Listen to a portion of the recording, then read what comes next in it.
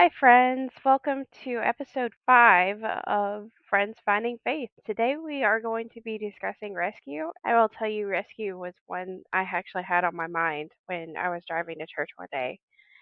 And I got to listening to one of my favorite songs, actually, coincidentally enough, is called Rescue. And it was just a reminder of just how much God actually rescues us and how many times does He give us chance after chance after chance to do the right thing or to get out of a certain situation. And sometimes it just takes the simple thing is finally just coming to the end of ourselves. So I wanted to talk to you today about rescue and what that means for each one of you guys. And I'll tell you what it means for me. But like I said, it's just a constant, just coming to the end of yourself and then crying out to God. And just once you cry out to God, just how much peace you actually get after you've done that. Sarah, can you tell me how many times you've actually cried out to God and you just got that overwhelming peace? I couldn't even count. It's impossible to count that. In prayer, we ask God constantly for a lot of different things, and rescue can come in the way of a physical rescue. You can end up in a horrible hole with a bunch of lions, but God's rescue can be anything from just pulling you out of a distressing situation to pulling you from captivity or evil. When you first brought up the idea of doing a episode just God rescuing us, it actually made me think of Moses in Exodus, because you had literally an entire civilization of people that were crying out for save. They were looking to get taken away from their captor, from the Egyptians, instead of God just reaching out his hand and lifting these people out of it and, putting them into a new biome. God decided to send someone in his place to do it. So Moses is actually God's hand at work to rescue the Israelites from bondage. To add to that, he also allowed them to go through the desert. That desert period that they had was just a lot of learning for them. It may not have been exactly what they wanted, but it was exactly what they needed to prepare them for coming into God's promised land, essentially. So there's so many different ways that the Lord could actually rescue us. But one thing I want to go ahead and talk about is actually the definition of rescue. So, based on the actual definition, means save someone from a dangerous or distressing situation. And I think that's part of it. But the biblical definition I found when I was doing my research on this is it's God's deliverance from captivity and danger or evil, often encompassing both physical and spiritual freedom. So it's like you said, it's like Exodus with Moses when he took them from the Egyptians and moved them into essentially the desert before they came into the promised land. Yeah, he'll save you, but he'll make you earn it. Yeah.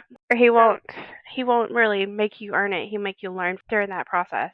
It's not just well, I'm gonna save you, but you're gonna get something out of this. Something that you can take with you later on. Yeah, it almost reminds you of the time when David actually fought Goliath, right? Because God's hand there is what helped David actually defeat. And later on in the story, you actually see get that sword again from that previous battle to take to a new one. Exactly. So the Bible actually talks about rescuing people, and 2 Timothy 4:18 from the Christian Standard Bible, the Lord will rescue me from every evil work and will bring me safely into His kingdom. To Him be the glory forever and ever. I thought I like that verse because it's just a reminder that even when we cry out, He's going to rescue us every single time in some way or another. I know that rock bottom, that's a phrase that's used a lot when it comes to addicts. You have to hit rock bottom in order to realize yourself and be able to actually ask earnestly for that help. And just like when we were talking about prayer, God expects that any request that is made from your heart. Hitting rock bottom is not the easiest thing in the world. I've been there myself. I honestly have lost the amount of years that I've been sober to memory at this point. But when you hit a point when you're at your absolute lowest, there comes a point where you're going to ask for the help, whether or not you realize who you're asking. Because at the time, I still wasn't back into faith yet. But God helped me anyway. He put a situation in front of me that was a get sober, get clean, or don't survive anymore. Those are your choices. So it's almost like God puts a lot of different choices before us. I mean, he even did it with Moses in Exodus when he was talking to him from the burning bush. It's look, you can do this. I need you to do this. But Moses could have walked out. He could have left. And you can always have that question as to what would have happened after that if he did. God's omnipotency allows him to know that if, we say certain things to certain people, they'll be able to do things. But God loves us. He's always going to take good care of us, no matter what. Yeah, for me, I've constantly had a moment, at least since I've had my child, of because I feel like with parents it's a constant thing because you have to ask questions. How do we raise our kid? Maybe they're struggling with something and you don't quite know how to deal with, and you can't help but cry out to the Lord, and He's the best one that's going to help us through that particular situation.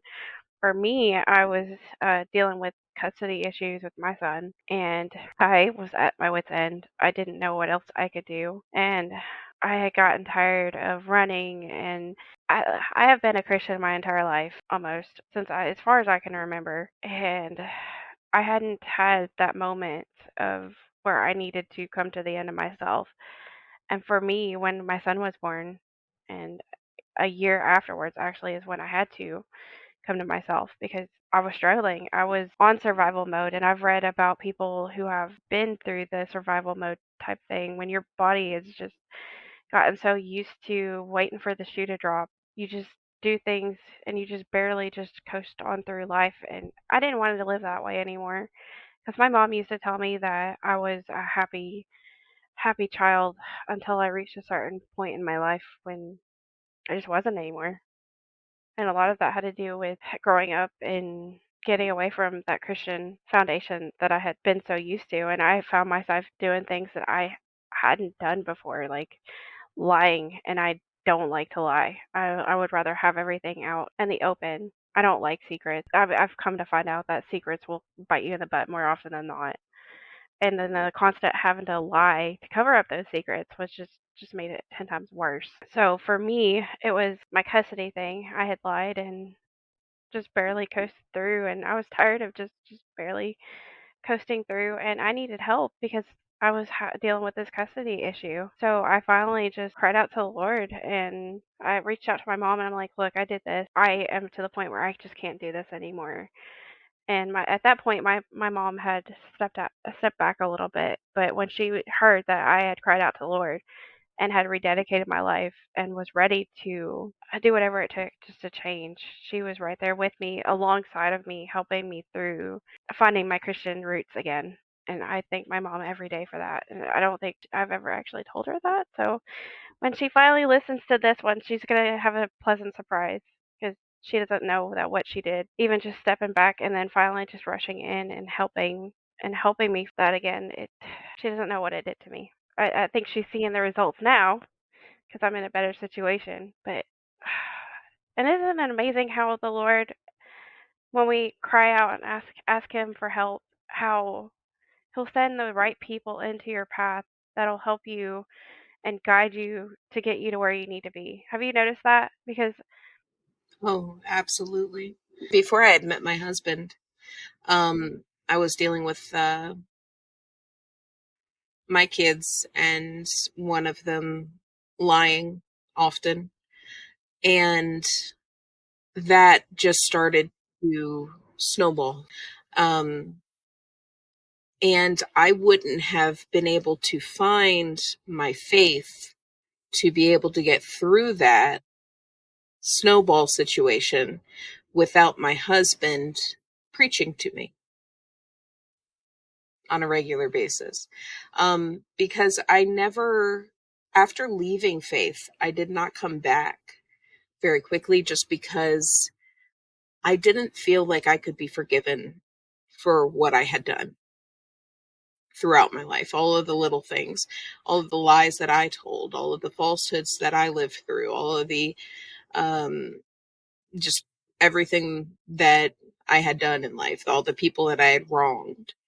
I couldn't justify going to church or praising God or reading the Bible or even walking into a church, especially after being a pagan and having a false idol, so to speak. Well, not so to speak, but having a false idol, that it just, I could not quantify it.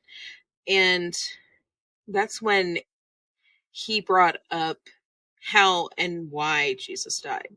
Just the why is what really got me, because when you hear about Jesus dying on the cross, right? That was God rescuing everybody. Period. And you look at it and you just think, okay, yeah, he died so people, for their sins and blah blah blah, but it doesn't really hit you right away. It doesn't always connect. Jesus is accepting Jesus into your heart and living through his teachings is your ticket. It's the best ticket that you can ever have. In Egyptian mythology, when you die, you go to the underworld and your soul is weighed literally on a scale with a feather. If your soul is light, you'll go to their version of heaven. And if it's heavy, you'll go into the underworld, their version of hell. There now imagine you are at the pearly gates. They're there and they're looking at your folder and it says what you've done good and what you've done bad. The minute that you accept Jesus as your savior, you no longer have bad. You have Jesus. Those are all washed away. But it's only if you want to forgive yourself for it. If you don't forgive yourself first, Jesus can't forgive you for God. So God saved us all the minute that he killed his son, the most pure and unsinned person who was born with no sin to live amongst sinners in a world of sin. And he killed him. He put him through the knowingly, you've got to really accept that fact that God knows everything. If God knows everything, he knew that Jesus was going to be flogged. He knew that his son was going to have thorns stabbing into his head. He knew he was going to have rusted nails shoved through his hands and feet. He knew he was going to be stabbed with a spear. He knew all of that. He knows your pain, but he also knows how to help you out of it. But all you have to do is ask. There's actually an amazing story that I want to bring up with that. It's very simple. All you ever have to do is reach out for him. Now, there's a very silly story. When Jesus was walking on water in Matthew 14, I think it starts on 22. All of Jesus and his friends, they were out there and they were on a mountainside. And he was doing his preaching thing that he always loves to do, right? The disciples were all out on the boat and they're getting pretty far away from land, and the waves and the wind are all going around. But Jesus actually starts walking out to them. Now, just take a minute and actually sit down and think about that, okay? You're in a boat and your friend who's on shore starts walking to you without getting wet. Dude, what? Seriously? I mean, you got to think about it. The apostles, the disciples, they're you and me. They're not anything special. I mean, they're special now, but they weren't then. They were just, fishermen and carpenters and family people. Some of them were less liked than others. These were regular old people. So Jesus is walking out to them, and Peter's like, dude, if this is you, I'm going to come out to you. So he's walking out to him, and he's saying, it's okay. Everything's fine. So Peter says, if this is you, tell me, and I'm going to come to you. So Jesus tells him, come here, come here, come here. Believe me, come here. Bring it, bring it. Give me a hug. I miss you. So Peter gets out of the boat. He wasn't on land. It's not like getting out of a car and, stepping down on asphalt. He started actually walking towards Jesus at first. You got to realize that he was actually walking on the water at first, but he got scared. He lost faith and he fell. And he calls out, "Save me!" Jesus just reaches out his hand as soon as he shouts out, not until he shouts out. That's important because he does not help him when he first starts to fall. He lets Peter do it. So Peter actually calls out to him, "Save me." And then right away, Jesus reaches out his hands, catches him, and says to him, "You of little faith, why did you doubt?"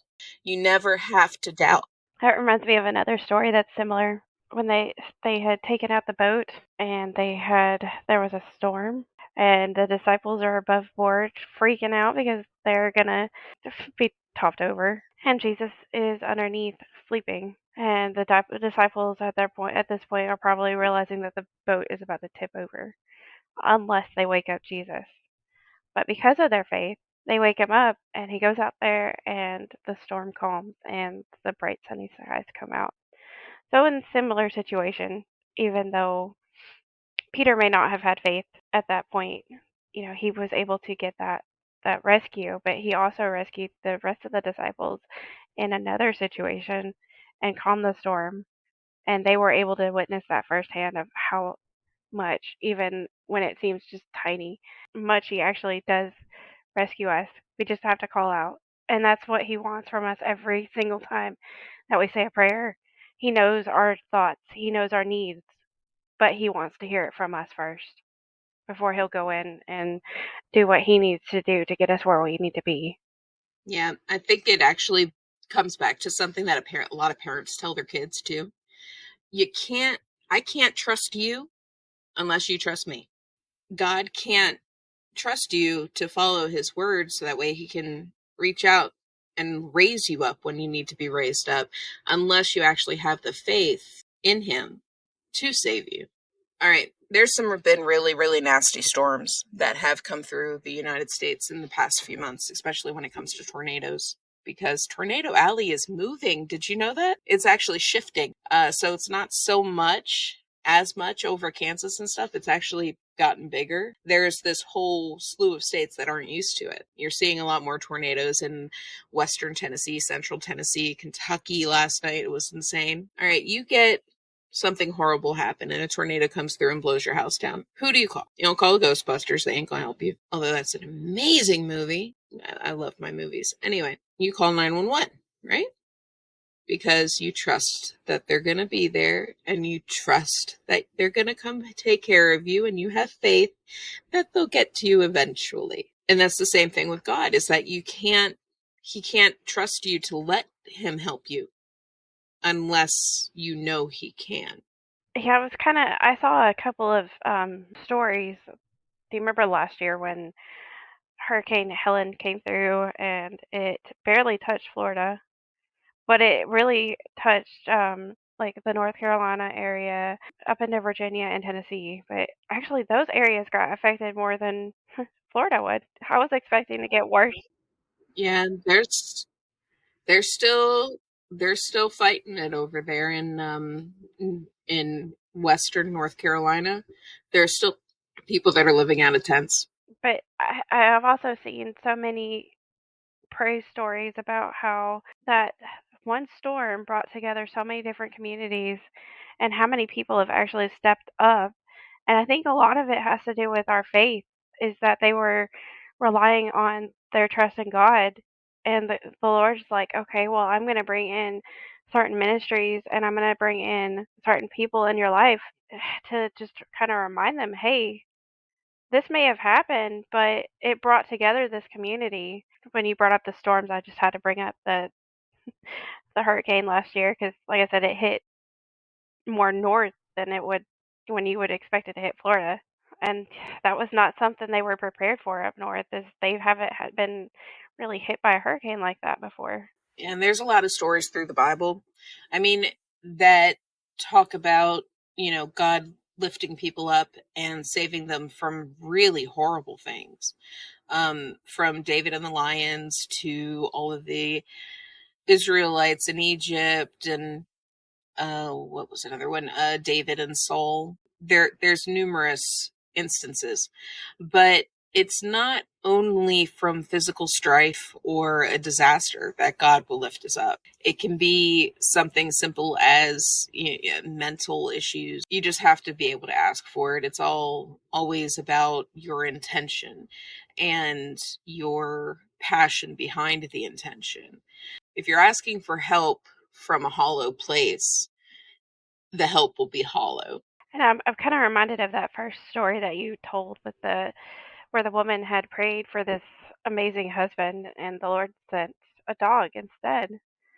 I just thought that was crazy because the Lord doesn't always send us what we want, but He will send us what we need. Like you said, if you call out when you're just having a bad day and you expect something great to happen, but the Lord just sends you the right song that you might have needed, or puts, like, say, a bunny in front of you just to remind you that God is still out there and He's still over everything in His creation. I know my mom, I mention my mom a lot. She's just a rock. Um, she's been a Christian forever, but she's really had to learn over the years how to lean on God. And she said sometimes when she's just having a really bad day, she'll just go outside and just watch the water, and the Lord will put, I don't know, like an owl, because she loves nature. So just seeing just the little reminders that of God and His creation just is enough to make her day better for her. So sometimes it's not always what we want, but what we need maybe in the moment. And sometimes you can go back and look at your life and be like, I don't understand why the Lord sent this when I really asked for this. And then you go back and you realize, well, that's not really, even though it was not what I wanted, it was what I needed in that particular time. And He may have had a greater purpose for that thing that you may not have needed or may not have wanted at that time. And you just don't see it until later on, and you just look back, and it's crazy how much I've gone back on my life and been like, well, I didn't get exactly what I asked for, but I got just what I needed during that time. And in that time, I actually learned and grew more as a person because He put that particular thing in my life. I know that there's some other stories too, and another one that's actually nice to point out is David and Saul, because Saul tried to. Okay, I think the story I'm going for is very specific. Saul was basically sitting around the palace and having all these dinners and was having a great old grand time, right? David's there and he's playing music for Saul, right? He's being the wonderful minstrel that he knows that he can't be, and he made amazing friends with Saul's son, Jonathan. Saul had every intention of killing him. He had an evil spirit on him that was driving him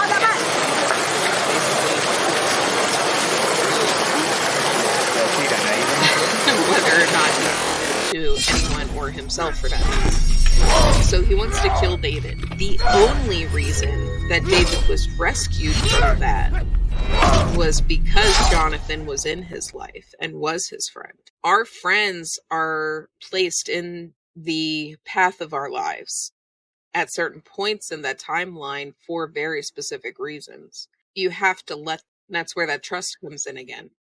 Is that if you don't trust yourself enough to be open and honest with your friend is not going to be able to help you. Oh, yeah. And I think about when you came into my life. It was crazy because you had moved over in a particular section of where we were working. And it was, what was it happened? I reached out to you for something. And we got to talking about, I was like, I wasn't sure if you were open to talking about your faith because I didn't know you very well at that time. I just got to talking about it, and you're like, yeah, I go to that church too. And that's how it just started, and it just bloomed from there.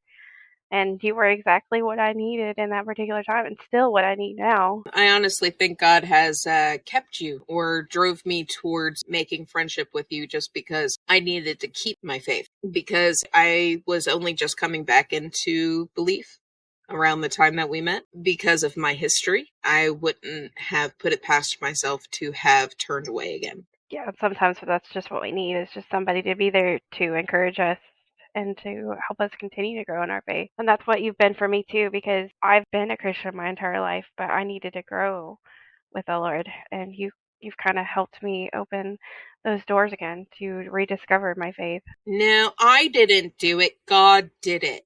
I just was an instrument. Yes, you are. Yeah, that's actually another thing that I've read recently is that you got to be really, really careful about how much faith you put into a person because the person wouldn't be here without God putting them there. So you got to remember who it is that you need to thank. So, burning building, you're in a burning building, it's a horrible, terrible thing. And a fireman comes in and scoops you up. And I've heard this story, I can't even tell you how many different times. Fireman scoops you up, runs back out of the building, puts you down, and there's no fire truck.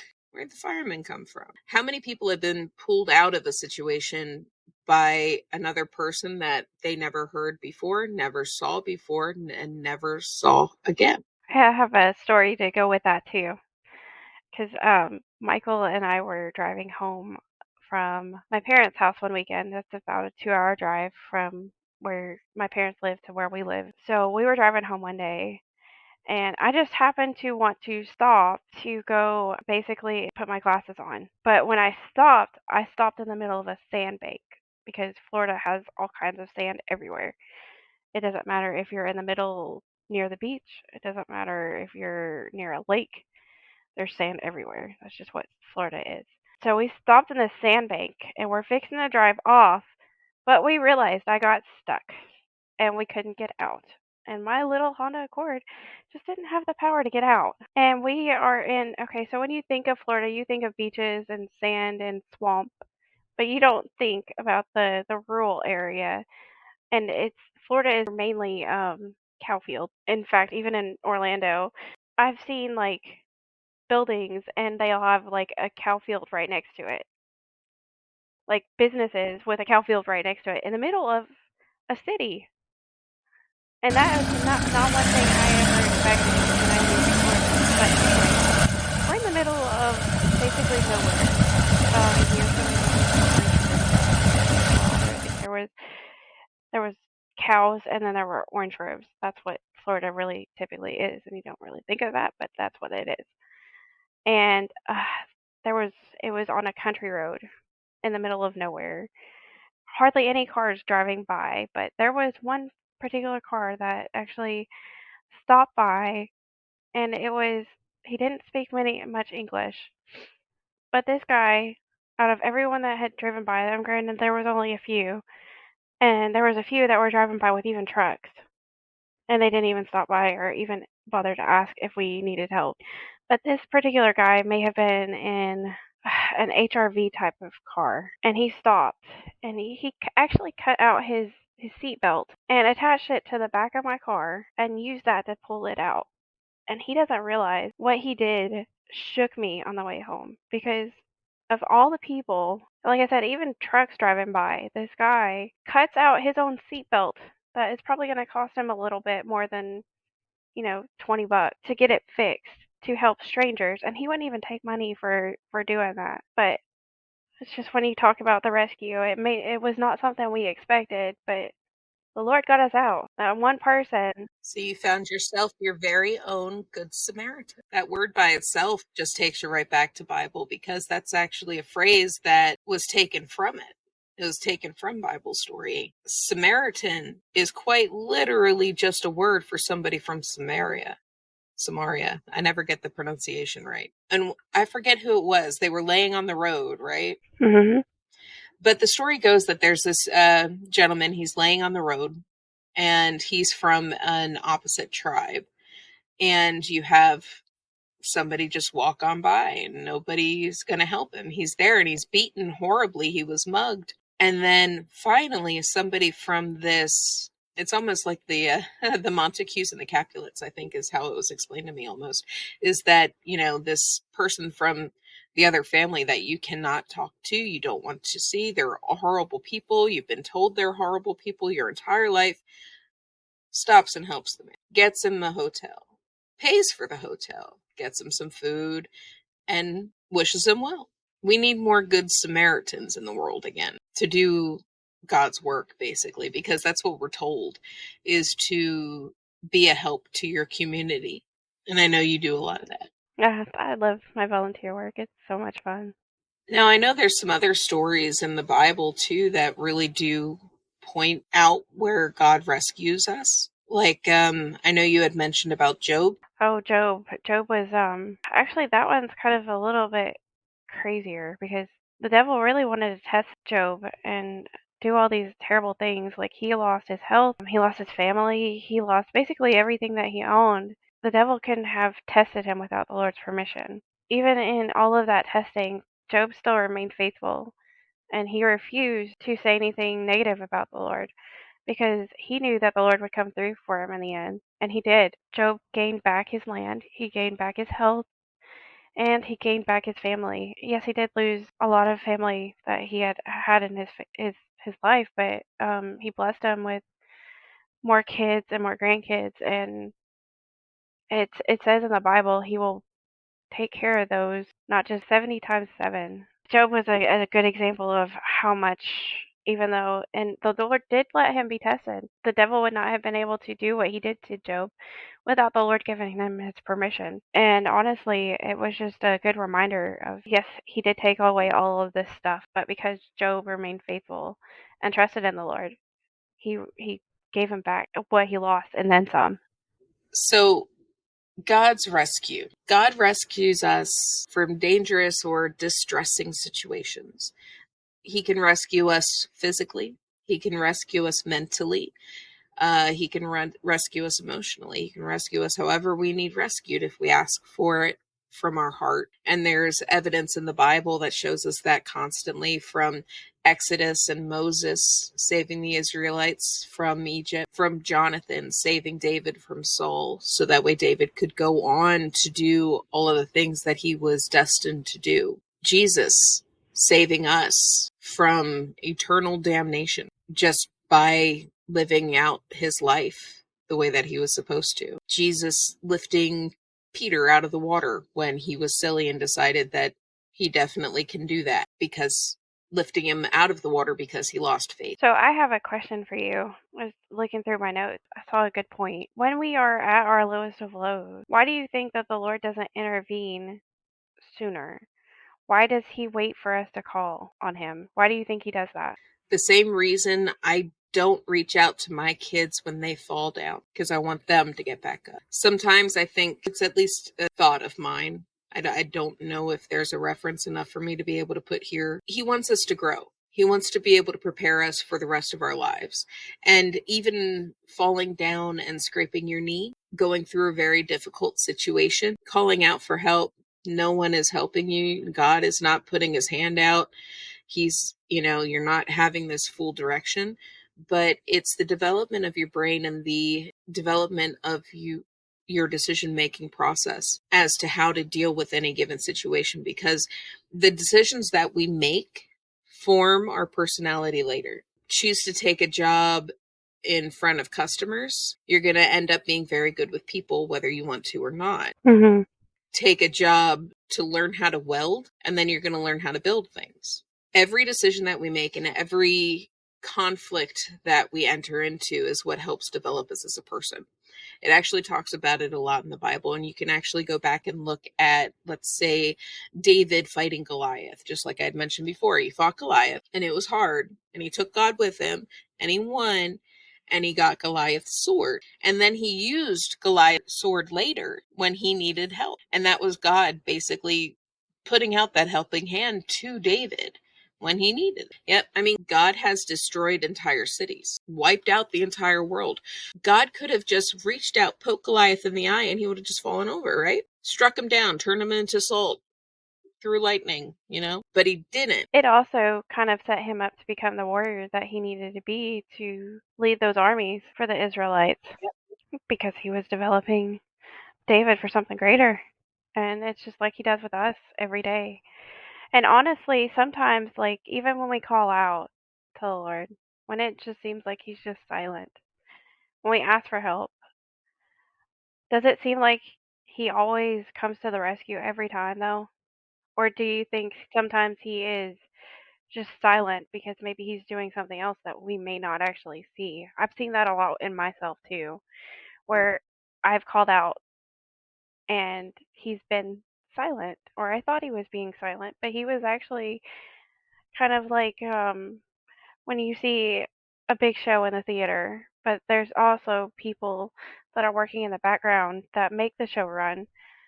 Isn't that essentially what God is doing sometimes? Is he may not be front and center, but he's actually the main reason that the show is running as smoothly as it is. I think that's a good example. It's actually that's a really, really, really good point. That's an amazing point because, okay, Bible tells us that we must always praise God and give him gratitude constantly, right?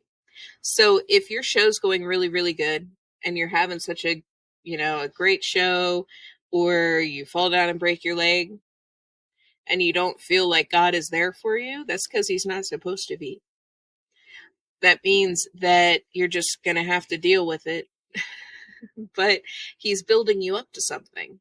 It actually shows that throughout these Bible stories everywhere, is that even just because he's not there for you right then, just because your mama ain't there to blow on your boo boo or to give you kisses, doesn't mean that what you've learned isn't already within you. And what you've learned was put there by your God. You couldn't have that. What he's actually asking for when he's not there is to thank him anyway and to have faith and to trust him. Just like I mentioned when Jesus reached down and pulled Peter up. What do you say? You have little faith. Why did you doubt? You know what? You might be stuck in a cavern sawing off your own arm, after a really nice little hike. And now you're stuck. You're stuck and you're there for days. And there's nobody to help you, and you're praying and praying and praying and praying, and nobody's coming. No one's coming. So it looks, how am I going to be able to get out of this? God, save me, save me. And no one's coming. But then 2 weeks later, someone comes, picks you up, and you're back in the hospital. You have little faith. Why did you doubt? And I know that is so hard to quantify sometimes in life. It really is, because you'll have someone that you care for very deeply and they're gone. Well, it's just like you mentioned the desert, because I got to thinking about how the Lord was actually Jesus was tempted when he went into the desert. He went 3 days with no food, and the devil basically just hounding him. Well, you could be doing this, or you could be the king of the world, or whatever, which he already was. He already knew that. And the devil constantly like quoting scripture at him and throwing things at him. But Jesus still remained faithful, and he said, "No, I know who I am. I know who you're not. I'm still going to remain faithful even though I'm starving and I'm exhausted." After that 3 days of hounding and being berated by the devil, he finally just was exhausted and was just basically laid down on the ground and was like, "Lord, I need you." And what did the Lord do? He sent down his angels and he took care of Jesus. So that just kind of reminds me of Jesus is the Lord, but he still needed help. And the Lord came to Jesus and he helped him still. And Jesus is flawless. He has the ability to turn water into wine. Why do you think he called to the Lord because he needed help? Because he was human just like us. He was flawless, but he also wanted to show us that even though he is who he is, he still asked the Lord for help. Absolutely. And God really does reach out and save us when we need it. He's going to wait until we actually need it.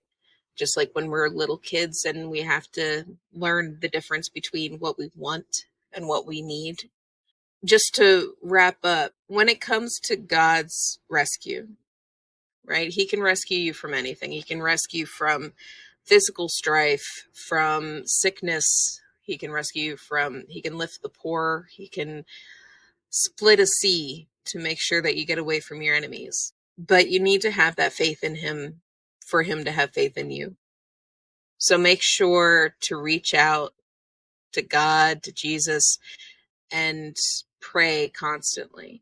I just wanted to bring a little bit of a prayer. Dear God, save me. Deep waters surround my soul, and I can't find a foothold. I'm sinking as life's floods engulf me. I'm weary and exhausted from crying out for help. I can't see you, Lord, for all the tears have swelled my eyes. My vision is blurred. You already know the sin in my heart. I give it to you. You know that the enemy tries to destroy me with lies. Even the people I love sometimes misunderstand me. But no matter what is said to me or about me, my prayer is to you alone. Lord, hear me in your mercy.